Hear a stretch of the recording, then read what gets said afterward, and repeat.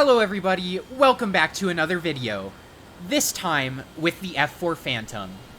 I'll be flying out both the F-4E, which is the top US Air Force Phantom, and the F-4J, which is the US Navy Phantom. Some of you are probably wondering what the difference is between these two top dogs. Well, the F-4E has AIM-7E2 radar missiles, AIM-9J infrared missiles, and an internal M61 Vulcan cannon. It also has a relatively strong search and track radar, which, when compared to the F-4J, carries AIM-7Fs, AIM-9Gs, does not have an internal gun, but it has the world's first aircraft-borne pulse Doppler radar, which in my opinion makes it more lethal as a fighter, though it may not be as fun sometimes because you don't have that gun. And you can take a Gunpod to supplement that, but the Gunpod has a tendency to paint everything you want with bullets other than what you're aiming for. Now, before we get into things, I just want to announce to you guys that I've started a Patreon, which you can find in the description. Also, I want to remind you guys that I have a new War Thunder squadron, which anyone is open to join. So if you want to be part of a growing community and in an original YouTuber squadron, then make sure to join that. Finally, we're getting really close to 1,000 subscribers, so if you're not subscribed, I would love it if you helped me reach that goal. With that out of the way, let's get right into things. To my left, there are two AIM-54 Phoenixes that get launched off, which makes me hunt down this Tomcat because I found him on radar. However, I don't have a solid enough lock to launch a missile, so I switched to the Mirage, which also gives me issues, and I don't have enough time to spray my Vulcan. However, off in the distance there's an F-14, and I'm able to launch an AIM-7 at him, which, even though it's locked on the chaff, as simply as I can put it, a radar will guide a missile to the largest radar signature it can see most of the time, which is why I'm able to net a kill on this Tomcat, which is a pretty major pick. Unfortunately, it leaves me exposed to the Tomcat that I passed earlier, and now he's locking me up with a radar missile. The chaff isn't breaking the lock, so I decide that I'm going to use the terrain to my advantage. I turn behind this mountain, and now there's no way that that radar sees me anymore. And I can easily out-drag race this Tomcat with my immense thrust. However, I'm not really a fan of running to the edge of the map, so I turn in here for this F-14 at altitude. I get a solid lock and launch an AIM-7, but the F-14 is coming in hot behind me. I have to dodge his missile, and unfortunately I drop the lock.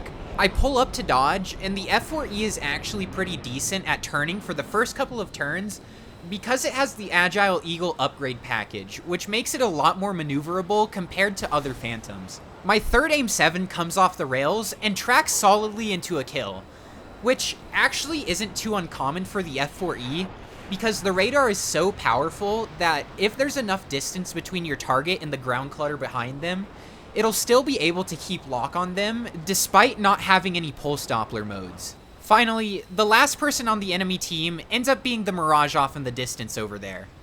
I'm able to get an easy lock on him with my radar, and with my final AIM-7, yeah, I don't actually get the kill. Like, everybody on my team is going for him. However, if he hadn't died in the first couple passes of my teammates, he would have needed to work very hard to dodge my AIM-7. Just like this Mirage, who makes the mistake of going head-on with a dogfight Sparrow. And a good example of why you need to turn when you use chaff, because my radar didn't see it at all. It did nothing. Now, there's quite a few people behind me, but I'm able to keep away from them with my immense speed. This Mirage is also at altitude, giving me another easy target for my radar. I launch an AIM-7, and this guy doesn't seem to notice it, even though he's going head-on with it, giving me that sweet aircraft destroyed tone. Above the AI cluster, I see somebody heading my way. I launch an AIM-7 from around 9 kilometers, which, by the time it gets close to him, will be invisible. He doesn't see it coming, and yeah, it was an AI. I'm actually kind of stupid. Now, even though the radar on the F-4E doesn't work as well close to the ground, that missile is a good example as why I still stick to the deck. If I wasn't hugging the deck, that would have easily tracked and killed me. Onto the F-4J, I'm diving on this Viggen, trying to get an AIM-9G lock. However, the missile only wants to eat his flares, so I don't launch it. I get a radar lock on this MiG-23, launch an AIM-7F, and because I'm in pulse Doppler, it does nothing to stop the missile. Same goes for this F-14 here. He gets an AIM-7 launched at him, and there's no hope for him. I look behind me, and I'm actually just in time to see an Su-22 launch an R-60 at me. I flare it off, and I'm going to extend away a little bit so this guy isn't riding my tail, which actually reveals a MiG-23 a little too close for a missile. One of the few times I wish I had the gun, but I'm generally pretty content with just my missile bus loadout. Now, in hindsight, I could have turned around sooner, but in the moment, it looked like the missile that MiG-23 launched was heading towards me, and I was just trying to run away from it. However, the Su-22 finally breaks off, so it's time for me to turn around and be part of the match again. I'm out of Sparrows, seeing as I used my last one in that pinch head-on with the MiG-23, so I'm going to have to try and set myself up to try and get AIM-9G kills. Luckily, the AIM-9G is still a pretty good missile. It has a really wide FOV, letting me lead it really far, which you're going to see here. Plus, the AIM-9G has pretty good range, so you can just kind of spam them off at anyone in your general area. I lock up this MiG-21, and I'm going to lead this missile as far as possible. A good idea, as it's actually able to pull behind him even when he turns around. I launch on the MiG-23 for my second missile, though that one's not going to hit. My third one off at this F-4J, and it actually pulls inside of him a little bit head-on. I launch my last one at the MiG-23 again, and as he's not paying attention, it's going to track itself into him. Just kidding. It went for his flares. He goes back to base, I go back to base as well, and rearm. I'm able to launch a radar missile at him here in Pulse Doppler, and he's not really going to defend it. If you've watched my F-14 video, you already know all about the AIM-7F. It goes really far, tracks really well, not really giving this MiG-23 a chance. Finally, the Gunpod Gary clips.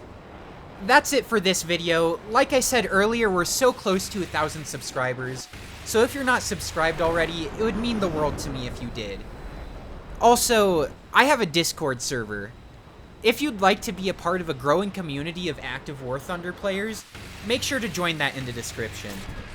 And finally, just to remind you guys of what I already said, I just started a Patreon, so if you want to support me directly, make sure to head there.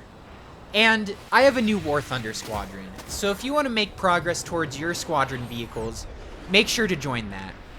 Other than that, that's all for this video. Thank you all so much for watching. Bye-bye.